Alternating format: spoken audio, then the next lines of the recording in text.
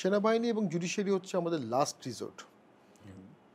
জুডিশিয়ারিতে অনেক কিছু হয়, তো যারা আইন বিশেষজ্ঞ তারা বলে কভার দ্য ক্যাট, এটাকে গোপন রেখে ভেতরে ভেতরে সলভ করো, বাইরে যেন কিছু জানা না যায়, কারণ জুডিশিয়ারির ক্রেডিবিলিটিতে প্রশ্ন আসে। You can skin the cat or you can open the cat. সেনাবাহিনীও তাই, সেনাবাহিনী যদি কোনো অন্যায় করে থাকে, কোনো ভুল করে থাকে, এটা সেনাবাহিনীর আদর্শ যেন চিন না ধরে, ঐক্যমতের চিন না ধরে, সেভাবেই এটা মার্শাল লর আন্ডারেই করা উচিত। ওয়ার ক্রাইমস ট্রাইব্যুনালটা কনস্টিটিউশনালি প্রোটেক্টেড একটা আইন, যেখানে যে আইনটার কোনো ধারা যদি ফান্ডামেন্টাল রাইটসের সাথে কন্ট্রাডিক্টরি হয় তাহলেও সেটা বাতিল হবে না। অন্য যে কোনো আইন ফান্ডামেন্টাল রাইটসের সাথে কন্ট্রাডিক্টরি হলে বাতিল হবে, কিন্তু এটা হবে না। সিমিলার ধরনের কিছু প্রভিশন কিন্তু মার্শাল ল নিয়েও আছে। ডিসিপ্লিনারি ফোর্সের ক্ষেত্রে আপনি রিট করতে পারবেন না, সবার বিরুদ্ধে রিট করতে পারবেন, আর্মির বিরুদ্ধে পারবেন না। কেন করা হয়েছে? ওদেরকে সেপারেট করা হয়েছে।